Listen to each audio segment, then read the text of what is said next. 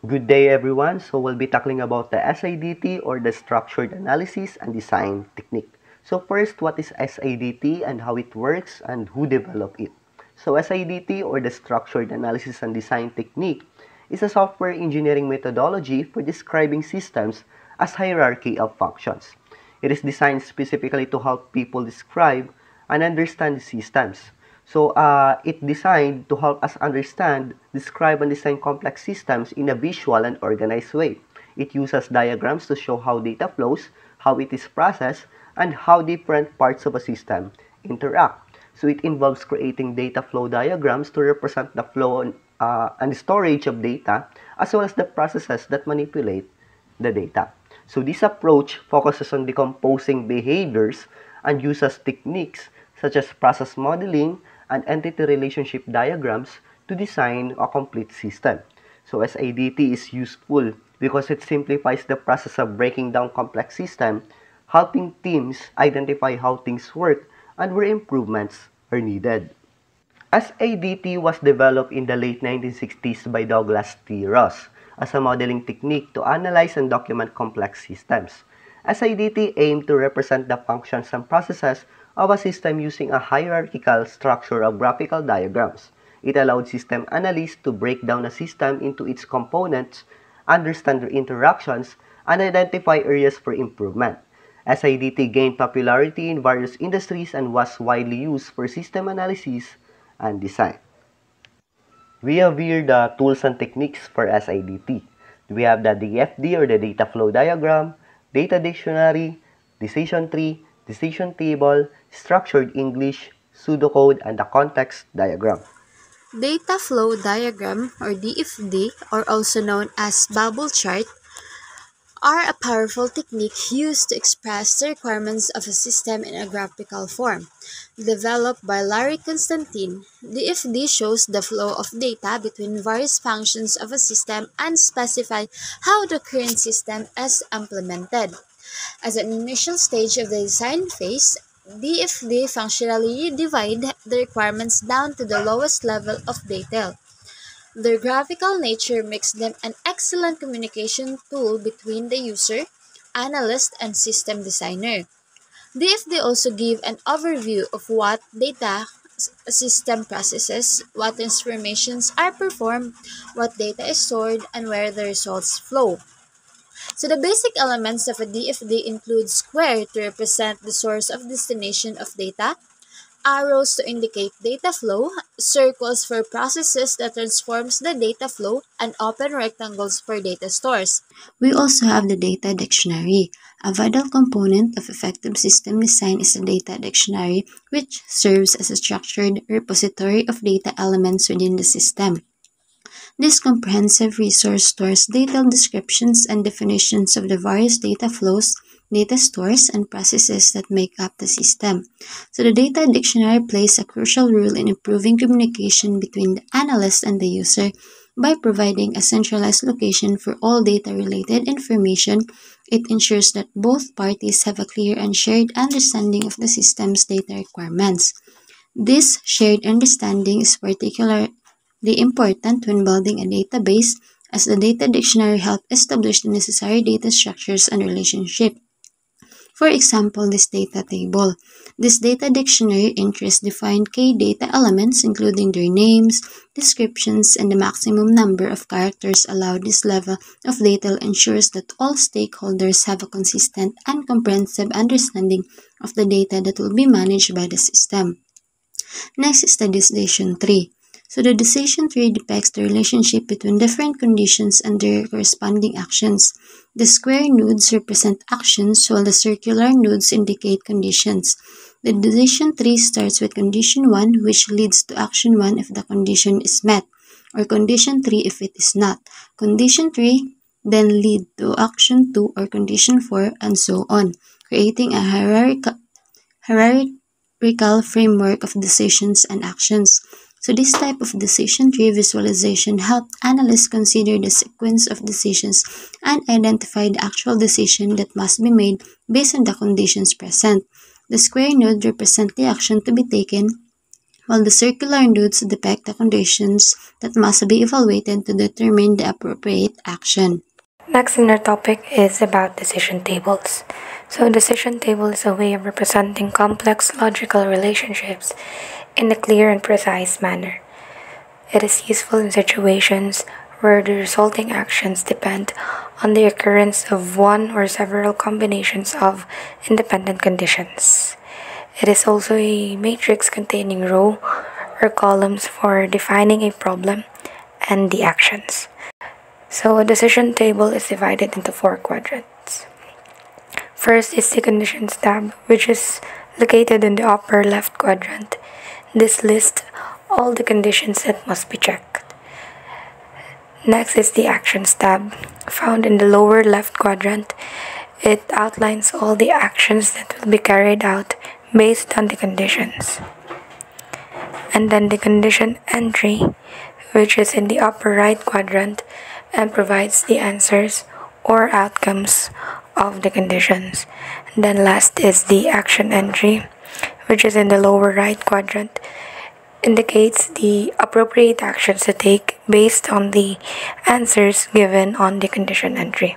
So the entries in decision tables are given by decision rules, which defines the relationships between combinations of conditions and courses of action. In rules section, Y shows the existence of a condition, N represents the condition which is not satisfied, a blank or a dash is the against action states it is to be ignored, and X against action states it is to be carried out. So here's an example. The image shows an example of a decision table, which is a tool used to represent complex decision-making rules in a structured format.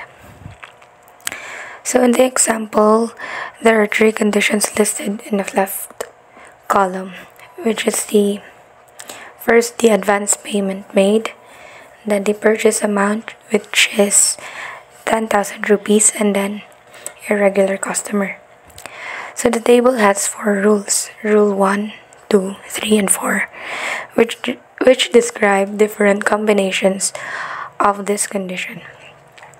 So for rule 1, if advance payment is made, the action is to give a 5% discount donated by an X. And then for rule 2, is applied when no advance payment is made, but the purchase amount is 10,000 rupees and the customer is regular. In this case, a 5% discount is given. For rule 3 and 4, do not give any discount based on the combinations of conditions. So the 2 possible actions are, first is to give a 5% discount denoted by the X, and then give no discount denoted by a blank or a dash. So this table helps simplify decision making by showing at a glance which combinations of condition leads to a specific action. So next is the structured English. The structured English is derived from structured programming language, which gives more understandable and precise description of process.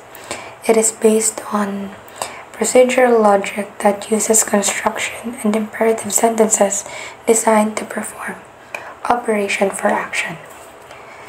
And structured English uses imperative sentences to perform operations. It is based on procedural logic using constructs like if, then, else, and do while to guide the flow of actions. This method helps bridge the gap between the technical and non-technical stakeholders by providing a shared language that both can understand. So here is an example of a structured English. So first, if the customer pays in advance, then the system gives a 5% discount. Else, if the purchase amount is greater than or equal to 10,000 rupees, Then it checks if the customer is a regular customer.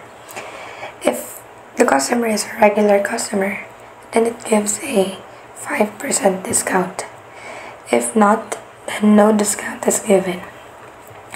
So if the purchase amount is less than 10,000 rupees, the else statement applies and no discount is given. So this example represents a conditional logic flow based on whether the customer has made an advance payment, the purchase amount, and whether the customer is regular or not. It mirrors the decision-making process discussed earlier, similar to the decision table example. A pseudocode does not conform to any programming language and expresses logic in plain English. It may specify the physical programming logic without actual coding during and after the physical design. It is used in conjunction with structured programming, and it replaces the flowcharts of a program. Pseudocode is a simplified, plain English representation of a program's logic that does not rely on the syntax of any specific programming language, making it easy for anyone to understand even without programming knowledge. It allows developers to describe how a program should function without writing actual code, which is particularly useful during the design phase and serve as a guide for implementation afterward. Pseudocode aligns with structured programming principles by emphasizing clear, logical steps for problem solving, leading to well-organized and maintainable code. It also serves as a text-based alternative to flowcharts, providing a faster and more flexible way to represent program language. Guidelines for selecting appropriate tools. Use the following guidelines for selecting the most appropriate tool that would suit for requirements. First, use DFD at high or low level analysis for providing good system documentations. Second, use data dictionary to simplify the structure for meeting the data requirement of the system. Third, use structured English if there are many loops and actions are complex. Fourth, use decision tables when there are a large number of conditions to check and logic is complex. The last is use decision trees when sequencing of conditions is important and if there are few conditions to be tested. Text diagram helps in understanding the entire system by one DFT, which gives the overview of a system. It starts with mentioning major processes with little details and then goes on to giving more details of the processes with a top-down approach. The context diagram of a mismanagement is shown below. The central process is mismanagement. This is the core of system responsible for overseeing various aspects of the misoperation. The external entities is student, vendors, miss secretary, miss manager, and shift warden. For the data flows is payments, requisitions, supplies, menus, items needed each day, perishable items, overdue bills, and overdue payments. The context diagram illustrates that the mismanagement system is a complex entity that interacts with multiple stakeholders. It receives inputs such as student orders, vendor supplies, and administrative requests. It processes this information to generate menus, manage inventory, and handle financial transactions. The system also outputs information such as bills, payment, reminders, and reports to various entities. Now let's proceed to SADT notation. So when we say notation, it is a part of the overall structure of the structured analysis and design technique, or SADT. An SADT diagram consists of boxes and arrows. This one here, with the left incoming arrow as the input and the arrow at the top as the control and the arrow going out as the output. The label is on the bottom of the box.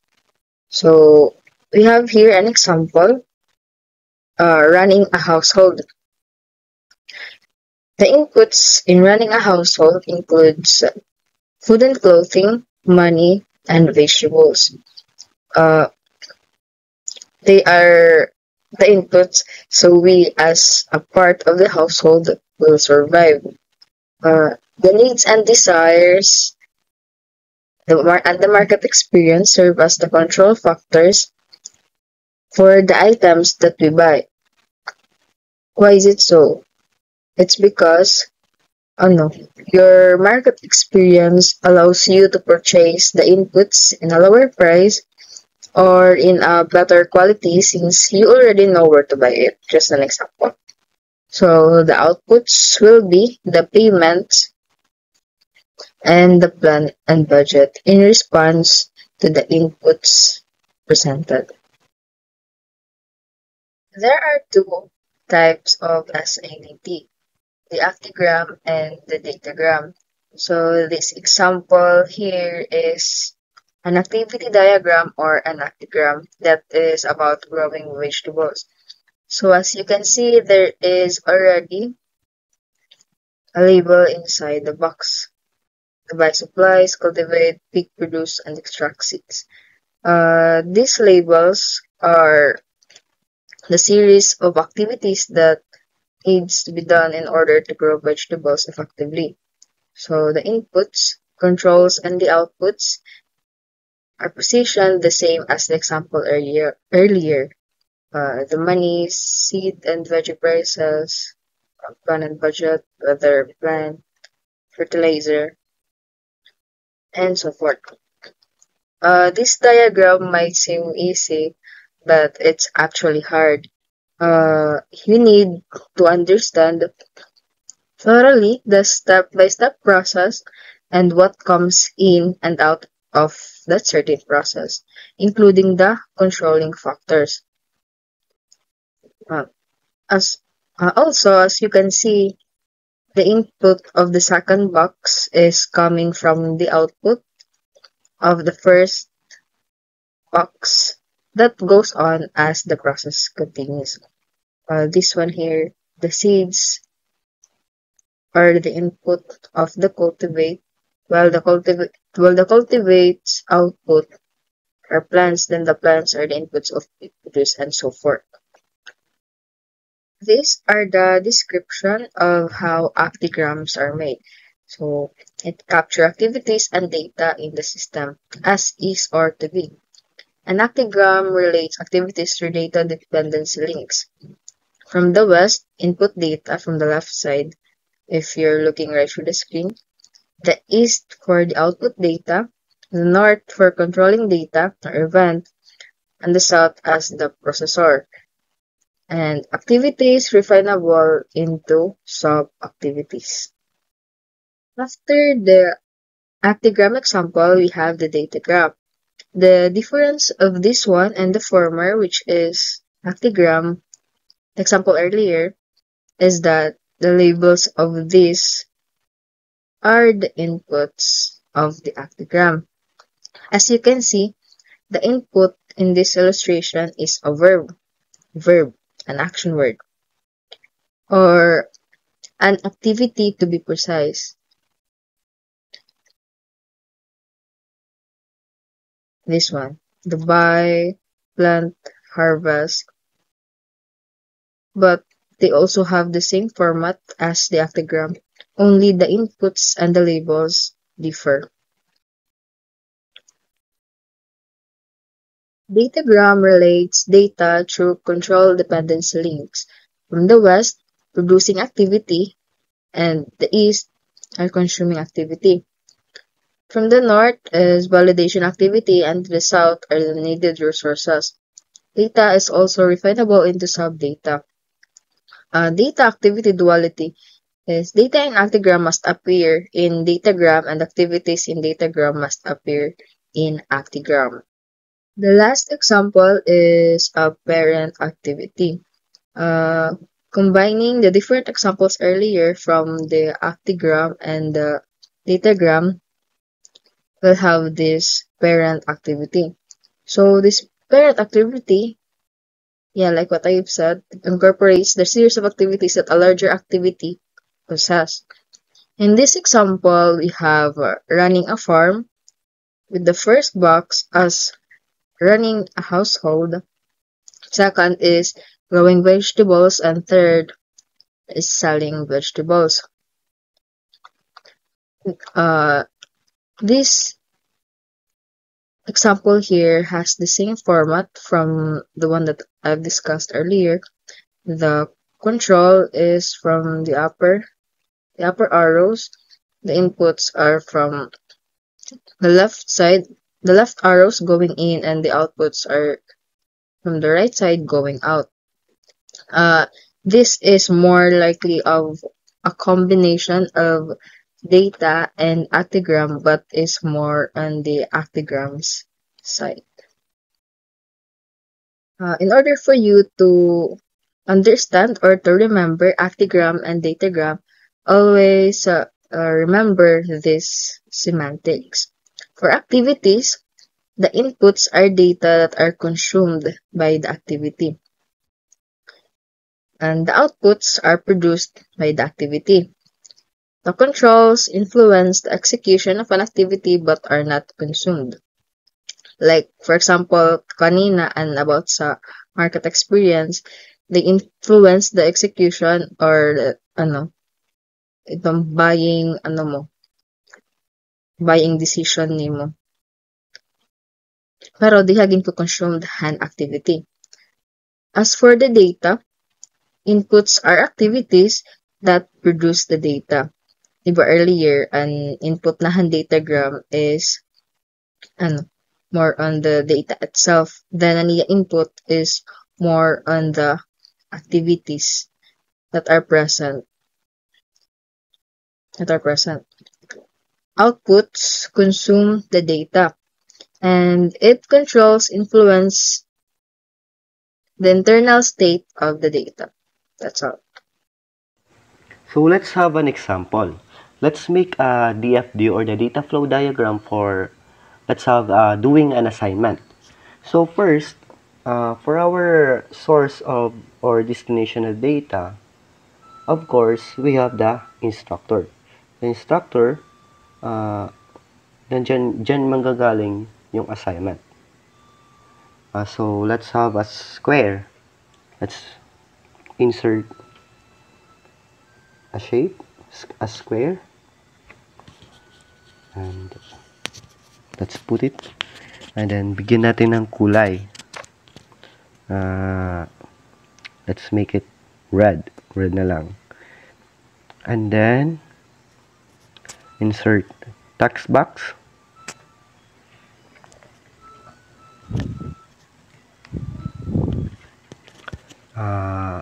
let's say instructor. Paliitin natin, and then no fill and no outline. Let's move it. Okay, so after that, the instructor will update first the reference materials. So the update for reference materials is the process. And then yung data flow natin, ano yung data flow natin? Yung data flow natin is the lecture notes and the course references. So let's insert a circle which represent for process transforming data flow. Make it yellow, and then let's have add text, and then update reference materials. Wait, let's make it black.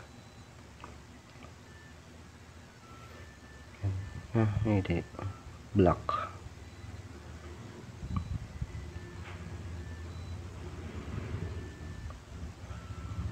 Okay, Paliitin natin. Palakihin pala.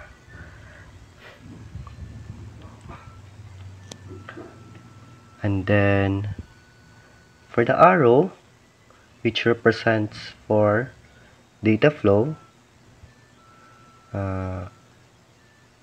straight lang natin.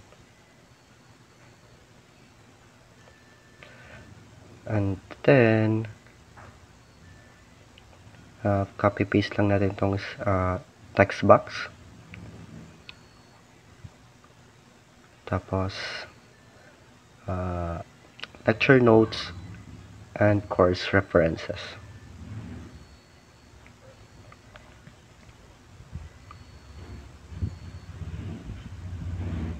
Paliitin lang natin yung font.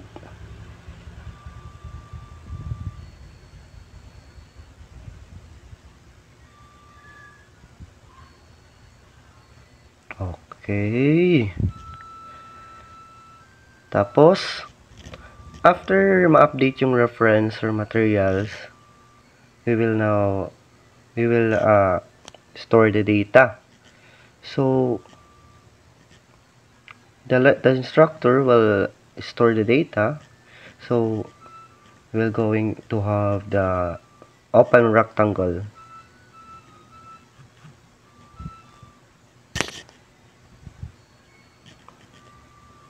Open rectangle. I don't open.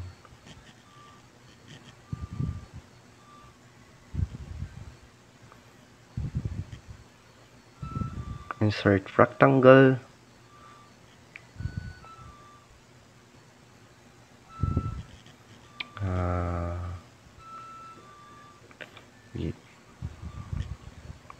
Tapos, ayun, hindi ko alam kung paano to mapapa-open rectangle.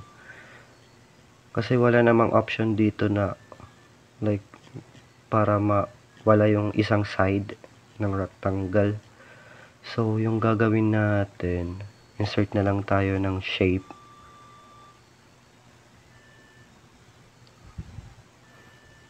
Na rectangle din.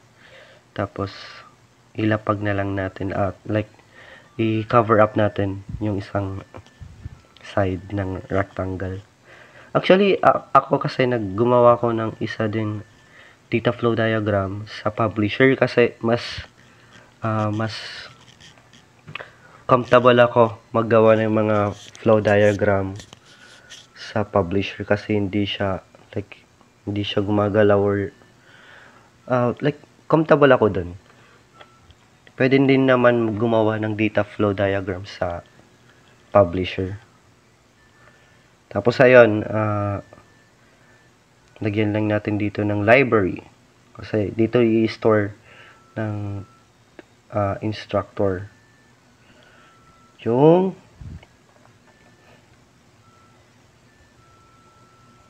reference materials. Pupunta siya sa library.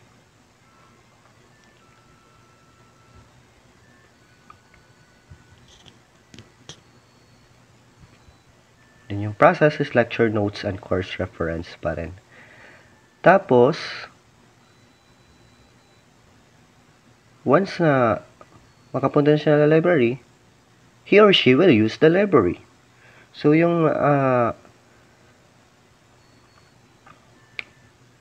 process natin dito, yung process transforming data flow natin, is use library.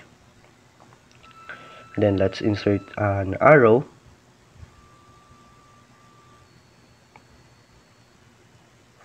Which represents for lecture notes and course reference pa rin.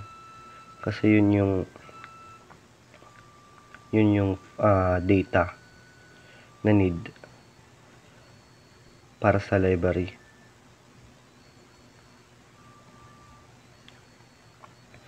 And then after that, yung instructor,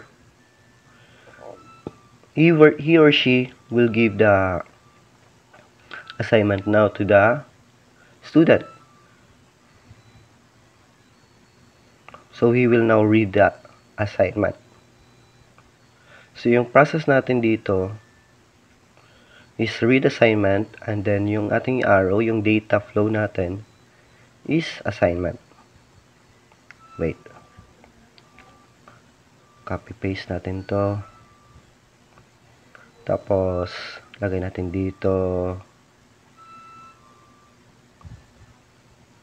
assignment. Okay. So, after ma-read yung assignment, saan pupunta yung student? Sa library. Tapos, yung data flow natin is yung assignment. Copy-paste natin ulit. Copy-paste lang natin yung assignment.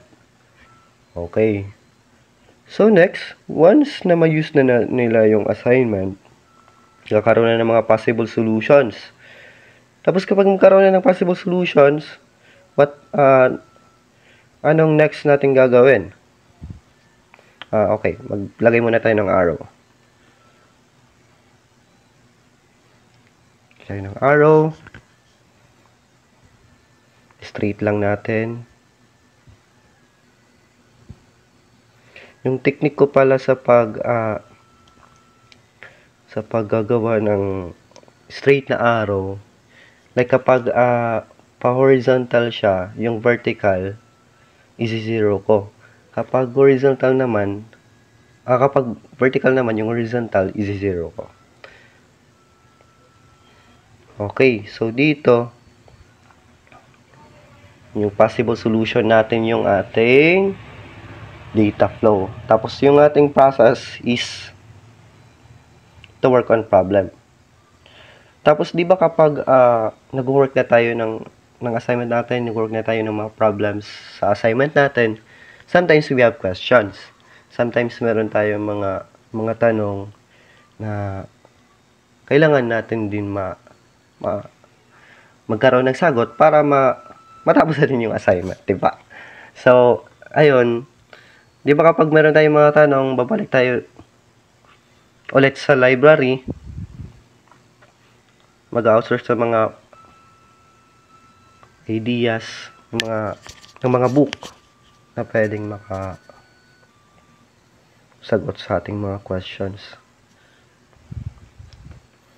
Tapos di ba kapag hindi answerable kapag hindi tayo makakuha ng sagot sa library, minsan nagtatanong tayo sa instructor, direct to instructor para mas clear.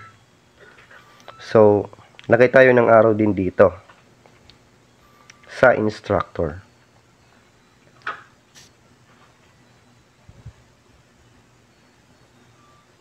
Tapos, yung ating data flow is questions.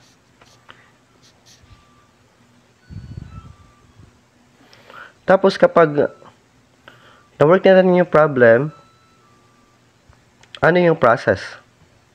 Ano yung flow? Magkakaroon tayo ng solution. So, kapag nagkaroon na tayo ng solution, we will write na the solution to the final paper. We will write the solution na. Copy-paste lang natin, tapos lagay natin solution.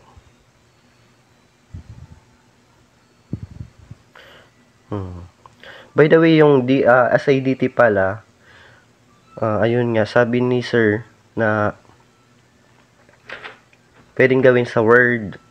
May software yung pangalan yung may ngaran niya, Ramos, pero diri downloadable, diri nagana akong laptop. So, pwede ngayon talaga sa Word lang. Tapos ako, nag-game ako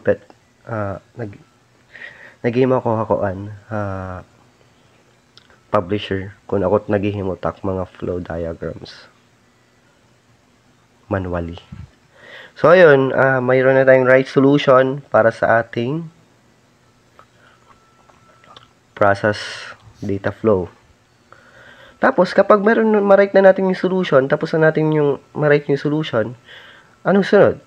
So, i-handed in na natin yung assignment natin sa instruction. So, that's all.